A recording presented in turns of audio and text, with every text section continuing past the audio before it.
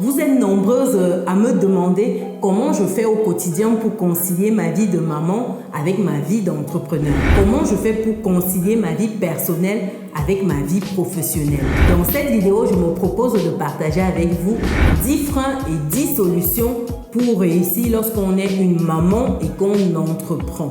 Parce que être une maman, ça ne doit pas nous empêcher de nous épanouir sur le plan personnel, sur le plan professionnel. Donc, premier frein ici, c'est le manque de temps. J'entends trop souvent les mamans dire qu'elles n'ont pas assez de temps au quotidien. Ici, quand vous n'avez pas assez de temps, il faut établir une liste de priorités et utiliser les outils de planification pour maximiser votre efficacité. Vous ne pouvez pas démarrer vos journées sans connaître les tâches prioritaires de votre journée, sans avoir un petit planning. C'est vrai, lorsqu'on est une maman, qu'on a des enfants en bas âge, il peut y avoir des imprévus. Mais lorsqu'on a des choses prioritaires, on se rassure que ces choses-là ont bel et bien été effectuées à la fin de la journée. Je vais vous donner un exemple. Il y a des moments, vous vous dites qu'à 10h par exemple, pour mon cas, je vais faire une vidéo. Mais sauf qu'à 10h, le boss commence à pleurer, il commence à crier. Qu'est-ce que vous faites? Vous ne pouvez pas faire la vidéo. Vous êtes obligé de décaler et remettre peut-être à 11h.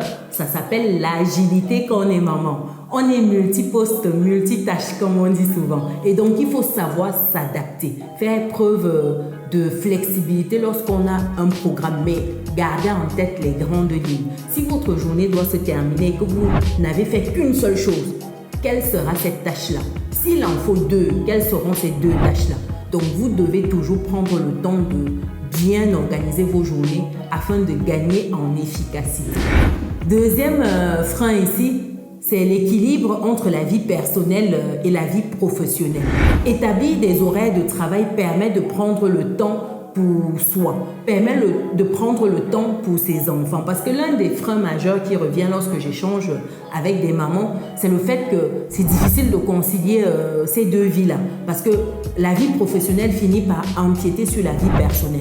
C'est vrai, c'est pas évident. Il faut trouver le juste milieu, surtout lorsqu'on est en train de se lancer. C'est son bébé, comme on a également des bébés humains, des vrais bébés cette fois-ci, mais on voudrait bien que tous ces bébés-là grandissent ensemble. Donc, on a tendance souvent à voir le pro prendre le dessus sur le perso.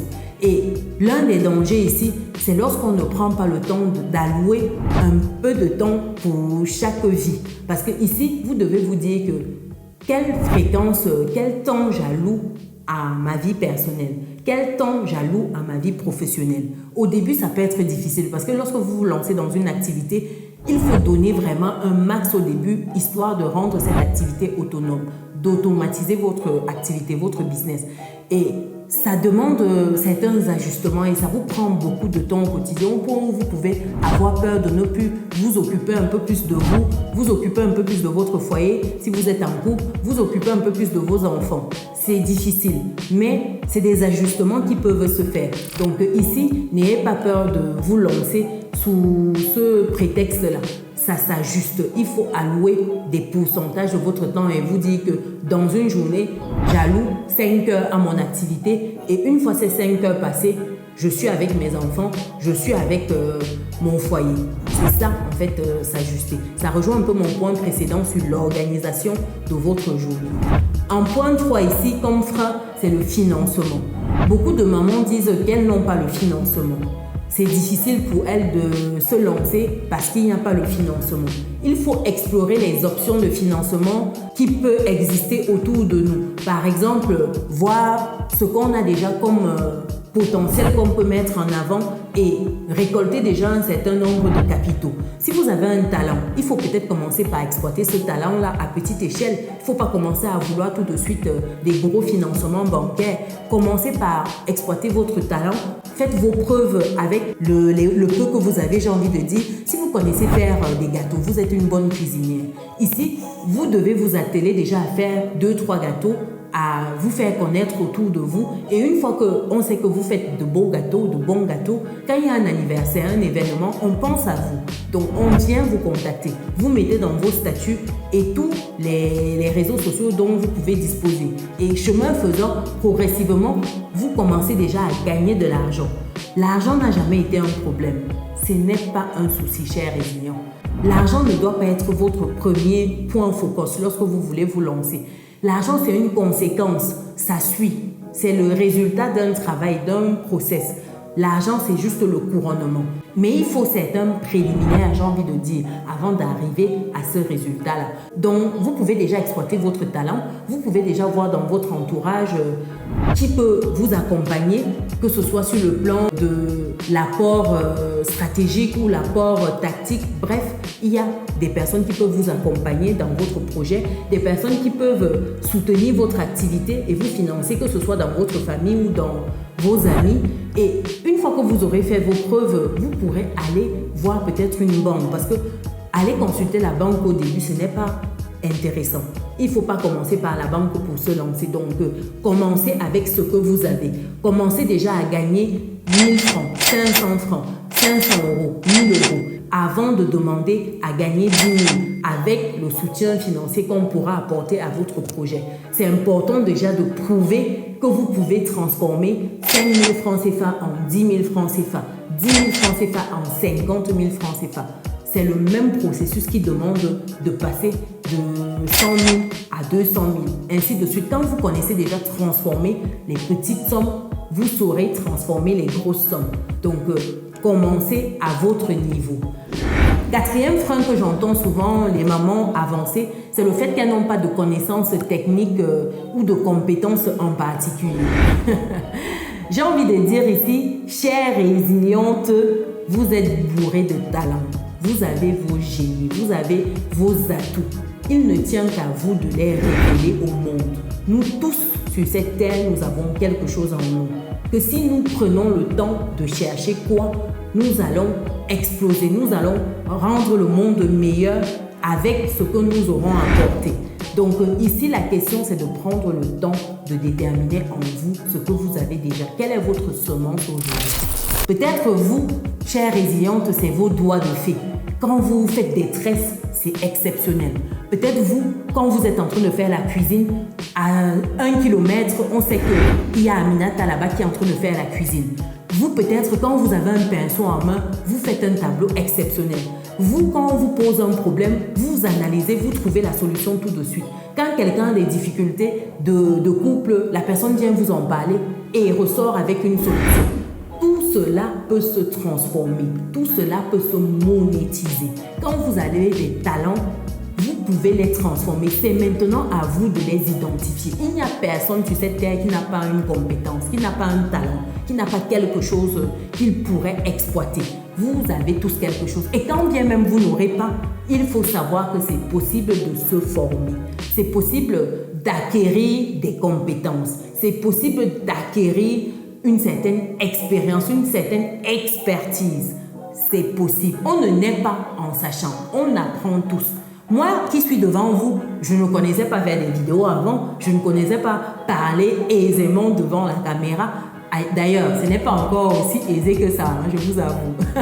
Mais je suis en train d'apprendre. Ça s'apprend. L'art de prendre la parole, l'art de se poser devant une caméra. Tout cela s'apprend. Tout comme vous avez appris à marcher pour apprendre une nouvelle compétence, c'est également dans ce même ordre d'idée-là. Ne vous dites pas que vous n'avez pas les connaissances fin du game. Non, vous n'avez pas encore ce qu'il faut, mais vous pouvez acquérir cela en cours de route. Il suffit de vous lancer, de commencer, de vous rapprocher des personnes qui détiennent ce dont vous souhaiterez avoir comme connaissance afin de débloquer un volet pour avancer. C'est ça, aussi simple que ça. Personne n'a la science infuse. Comme dit le docteur Claudel Novissier, nous sommes tous ignorants, mais nous ignorons des choses différentes. Donc, ce que vous devez faire si vous pensez que vous n'avez pas la compétence, la connaissance, c'est de prendre le temps de vous former. Il y a des livres, il y a des vidéos gratuites comme celle-ci, il y a des podcasts. il y a des sites internet, il y a plein de choses qui vous donnent des contenus à profusion gratuitement. On est à l'ère du numérique où vous avez tout. Vous me regardez avec votre téléphone, vous avez mis la data. Si vous allez sur Google et qu'il y a un sujet qui ne vous semble pas clair, vous saisissez, vous aurez plein d'informations par rapport à ça.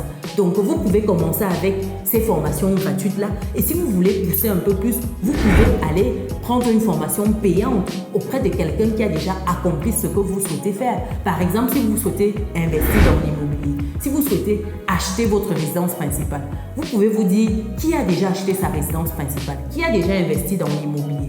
Est-ce que je peux aller auprès de cette personne-là pour savoir des astuces, comment, pour prendre une session de coaching, pour prendre une formation, si elle propose une formation. C'est des choses qui sont possibles.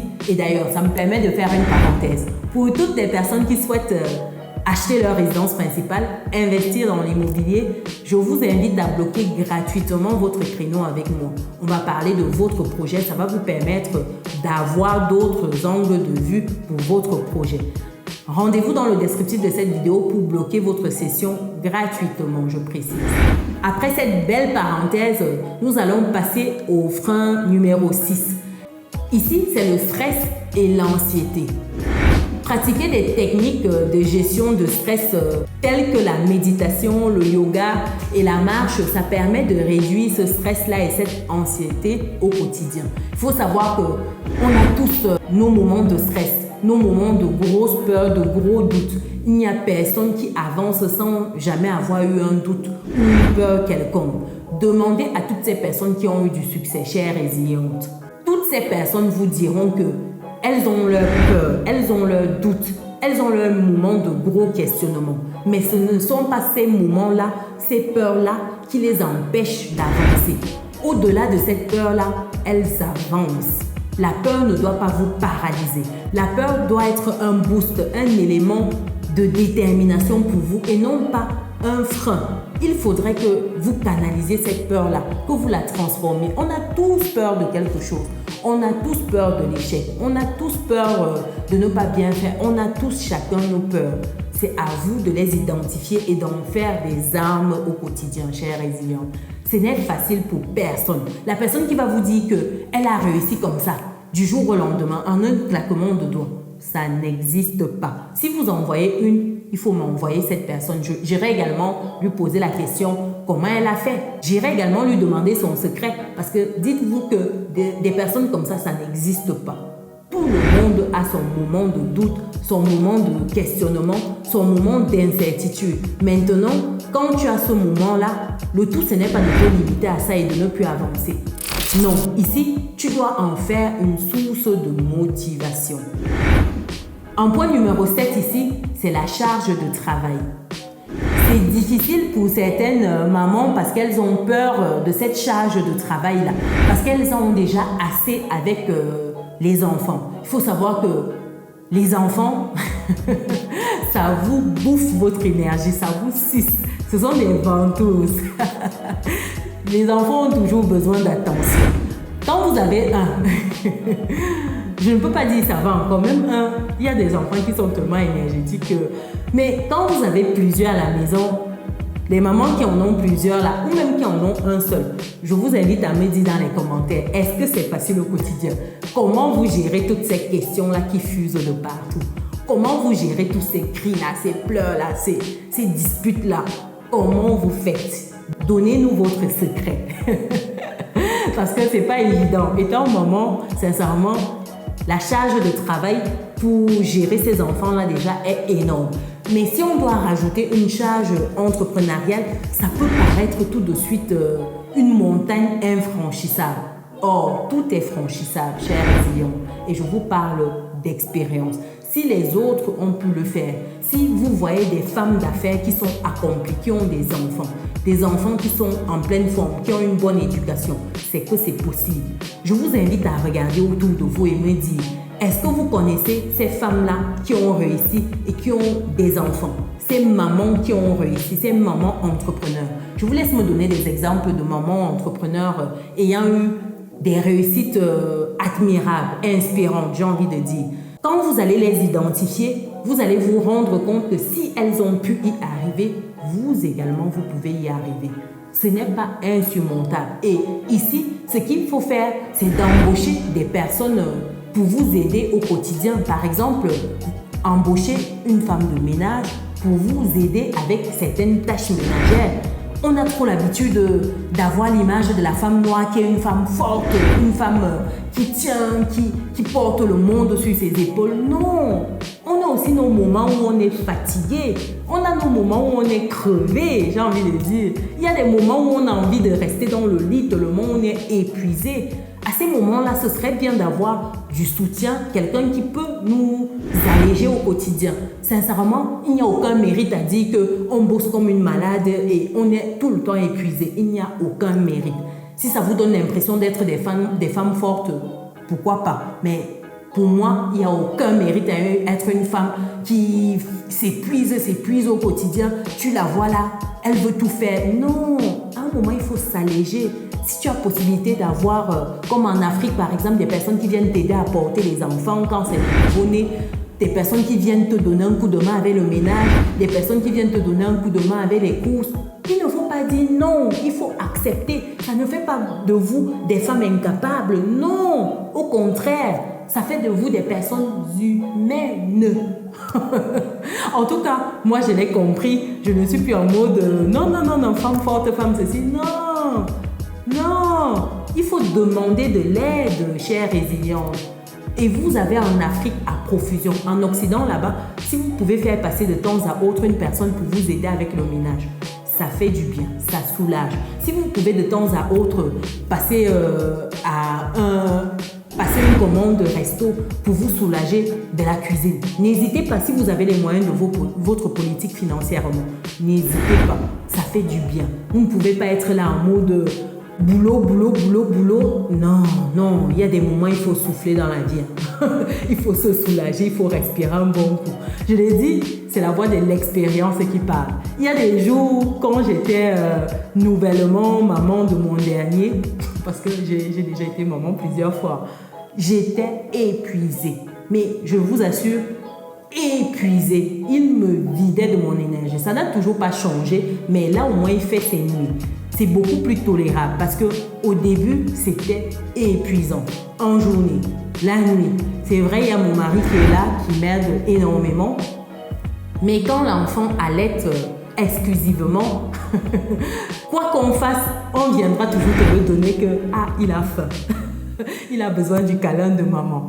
Et quand bien même il n'est pas au lait exclusivement, l'enfant, il recherche toujours sa maman dans la maison. Donc, à un moment, vous êtes tout le temps obligé de la voir. Et la nuit, imaginez-vous un enfant qui allait, qui refuse le biberon, qui refuse tout ce que vous pouvez imaginer comme gadget, les tétines, rien.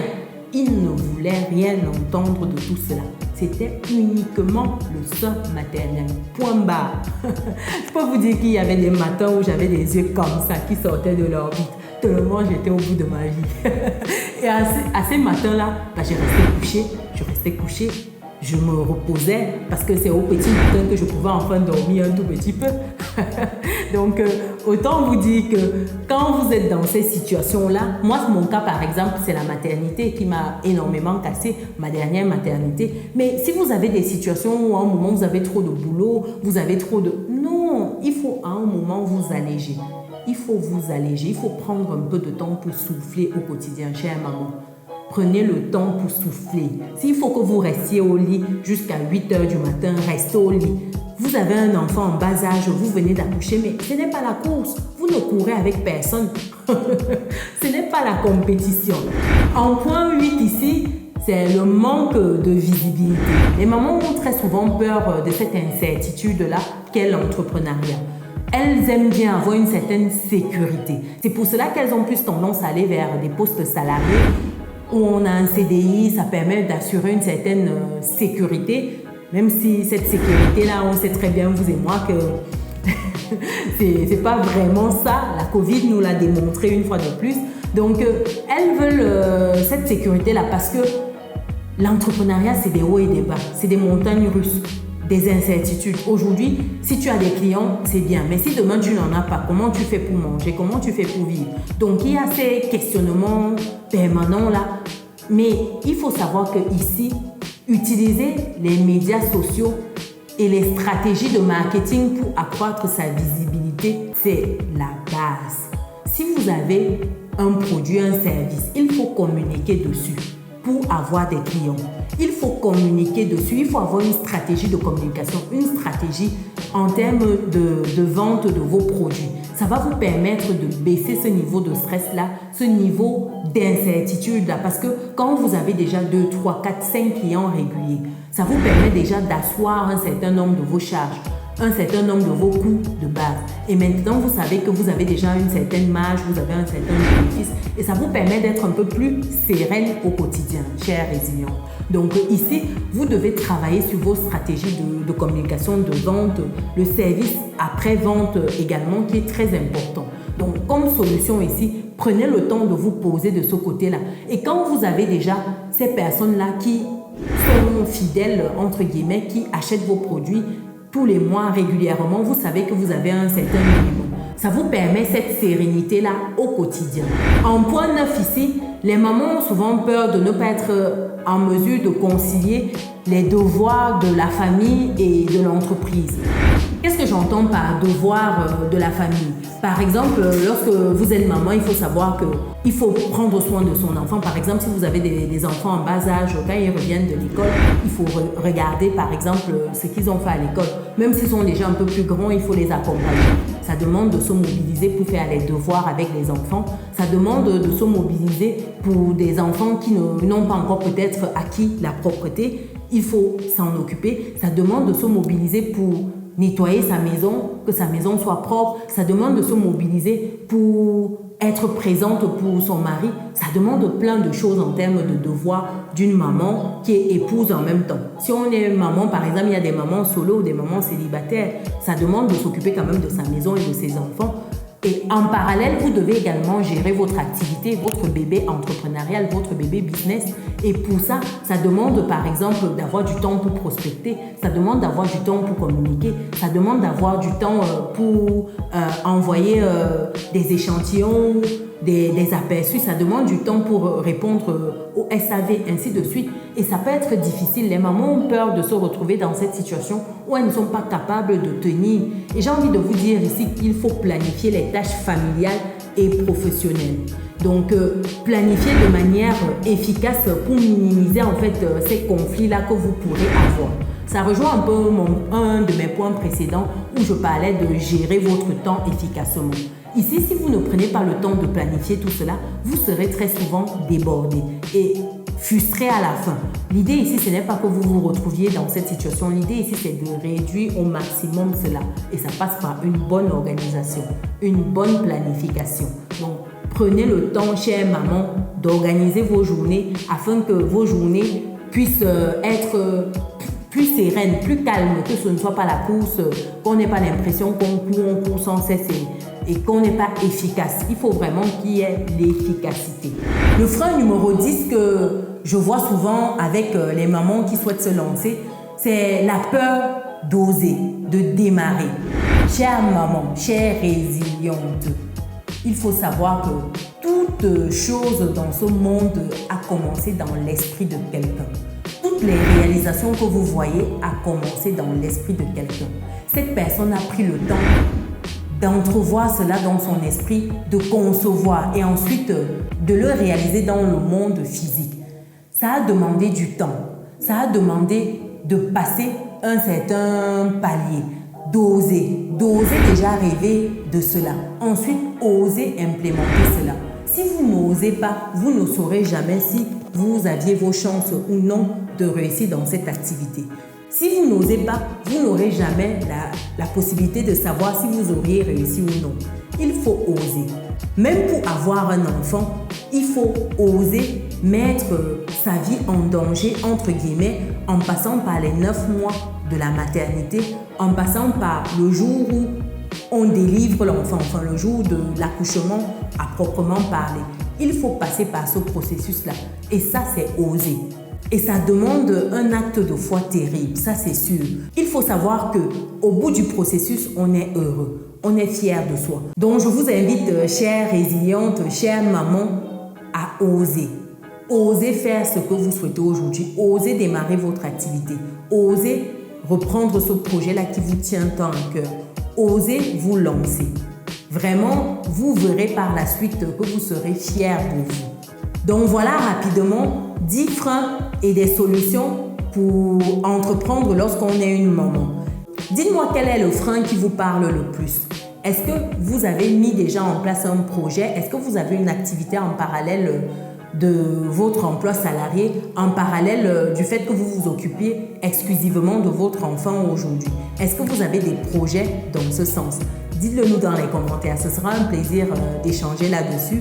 Dites-nous également comment vous faites pour concilier vos deux vies. Est-ce que vous avez des techniques secrètes que vous pourriez partager avec la communauté afin qu'on level up ensemble? Si c'est le cas, rendez-vous dans les commentaires. Pour les personnes qui ne sont pas encore dans notre belle communauté, c'est le moment de cliquer sur le bouton qui s'affiche, d'activer la cloche de notification et de partager massivement cette vidéo. Pour celles qui recherchent des idées business, je vous invite à regarder la vidéo qui s'affiche actuellement à l'écran. Nous, on se dit à très bientôt. Ciao!